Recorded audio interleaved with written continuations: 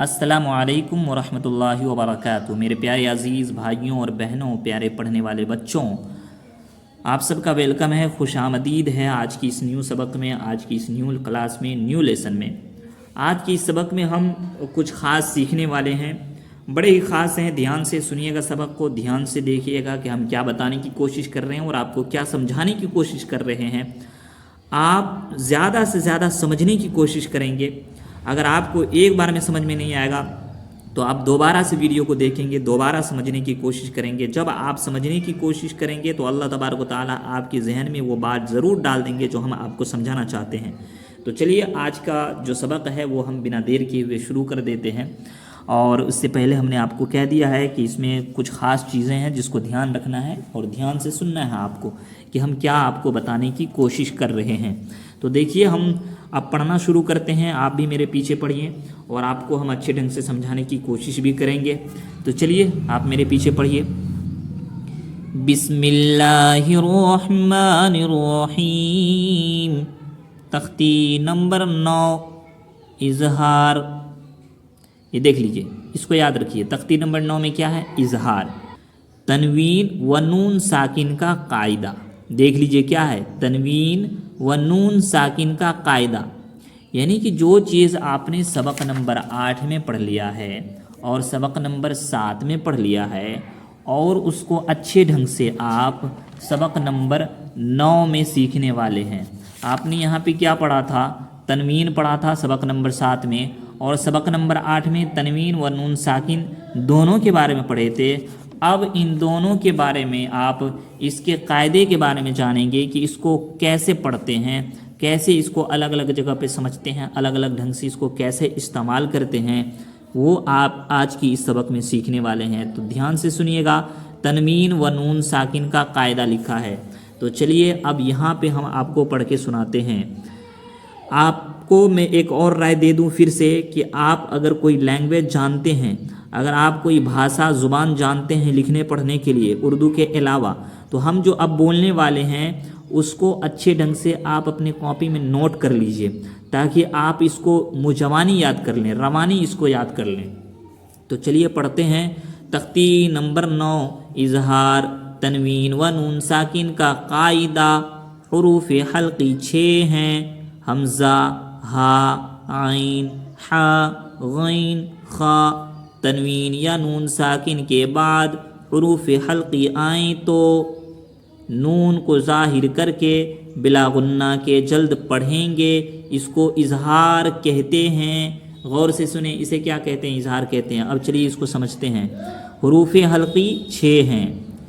हुरूफ हल्की 6 हैं। अब हुरूफ हल्की क्या होता है वो आगे समझेंगे, बस इतना समझ लीजिए कि हुरूफ हल्की 6 हैं। और क्या क्या है वो है हमज़ा, हा, आइन, हा, गैन, खा। ये देख लिए, 1 2 3 4 5 6 हो गया। तो ये हुरूफ हल्की है। अब तनवीन या नून साकिन के बाद, तनवीन हो या नून साकिन हो, इन दोनों के बाद अगर हुरूफ हल्की आए तो इन हरफों में से कोई हरफ अगर आ जाए इन दोनों के बाद तो नून को ज़ाहिर करके बिला गुन्ना के जल्द पढ़ेंगे। इसको इजहार कहते हैं। गुन्ना किसे कहते हैं वो भी आगे आप समझेंगे, लेकिन बस यहाँ पे इतना समझ लीजिए कि हुरूफ हल्की 6 हैं। हमज़ा, हा, आइन, हा, गैन, खा।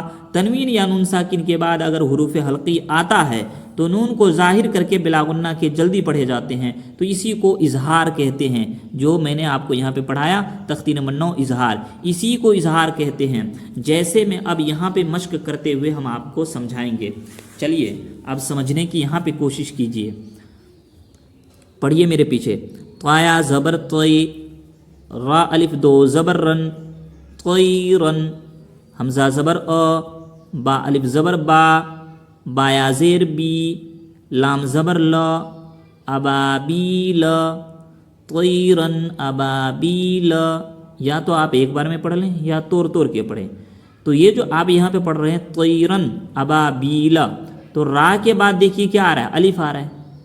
अलिफ को हमज़ा भी कहे जाते हैं। तो अलिफ आ रहा है, यानी कि जब हमज़ा आ रहा है तो ये हुरूफ हल्की कहलाया। इसलिए यहाँ पे ये त्वैरन हो रहा है, ना कि त्वैरन हो रहा है। अगर हुरूफ हल्की के अलावा कोई और हरफ आता तो होता त्वैरन, لیکن यहाँ पे हो रहा है तैरन, आपको तैरन ही पढ़ना है। इसको मुजवानी याद करना ज़रूरी है, आप याद करके रख लें। तैरन अबाबील, तो फिर से इसको पढ़िए। तया ज़बर तय, रा अलिफ दो ज़बर रन, तैरन, हमज़ा ज़बर अ, बा अलिफ ज़बर बा, बाया ज़ेर बी, लाम ज़बर ल, अबाबील। अब दोनों को मिला के पढ़ देते हैं, तैरन अबाबील। अब यहाँ पे देखिए, नून अलिफ ज़बर ना, रा दो पेश रुन, नारुन। अब नारुन क्यों हो रहा है? क्योंकि नारुन के बाद जो हरफ आ रहा है वो क्या है? हुरूफ हल्की है।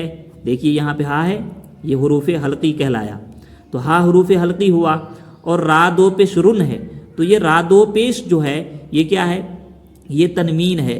तो जब ये दो पेश है, तनवीन है, तो यहाँ पे साफ साफ कह दिया है कि तनवीन या नून साकिन के बाद अगर हुरूफ हल्की आएँ तो नून को ज़ाहिर करके बिला गुन्ना के जल्दी पढ़ेंगे। तो यहाँ पे चलिए हम बिना गुन्ना के जल्दी पढ़ते हैं। जैसे हम इसको पढ़े हैं, नारुन पढ़ दिए, अब पढ़ते हैं हा अलिफ ज़बर हा, मीम ज़ेर मी, या ज़बर य, ता दो पेश तुन, नारुन हामियतुन। क्या हो रहा है? नारुन हामियतुन, ये गलत हो गया। सही क्या है? नारुन हामियतुन। अब आगे पढ़िए, लाम ज़ेर ली, मीम नून ज़बर मन, लिमन, खा जबर ख, शिंजर शी, या ज़बर य, खशिय। अब इसको समझिए, यहाँ पर तो दो ज़बर है नहीं, न दो ज़ेर है न दो पेश है क्या? यहाँ पे गौर से देखिए, यहाँ पर क्या है? इसको क्या कहते हैं? इसको साकिन कहते हैं। अभी नून के ऊपर में ये साकिन है तो इसे हम नून साकिन कहेंगे। तो जब ये नून साकिन आ रहा है और यहाँ पर साफ साफ लिख दिया है कि तनवीन या नून साकिन के बाद अगर हुरूफ हल्की आएँ, तो हुरूफ हल्की आ रहा है कि नहीं देख लेते हैं। नून साकिन तो आ गया है, नून साकिन के बाद हुरूफ हल्की आ रहा है क्या? हाँ आ रहा है। देखिए खा है यहाँ पे, तो खा हुरूफ हल्की का हिस्सा है। हाँ हुरूफ हल्की का हिस्सा है, देखिए यहाँ पे खा लिखा हुआ है। तो जब खा आ गया तो हम इसको भी कैसे पढ़ेंगे? लाम ज़ेर ली, मीम नून ज़बर मन, लिमन, खा जबर ख, शिंजर शी, या ज़बर य, खशिय, लिमन खशिय। लिमन खशिय गलत है, क्या पढ़ेंगे? लिमन खशिय। मीम नून ज़ेर मिन, गैया ज़बर गई, रा ज़ेर री, हा खरा ज़ेर ही, मिन गैरिही, या वा ज़बर यो, मीम ज़बर म, हमज़ा ज़ेर ई, ज़ाल दो ज़ेर ज़िन, यौमइज़िन, ऐन ज़बर आ, लम या ज़बर लई, हा अलिफ ज़बर हा, अलैहा, यौमइज़िन अलैहा।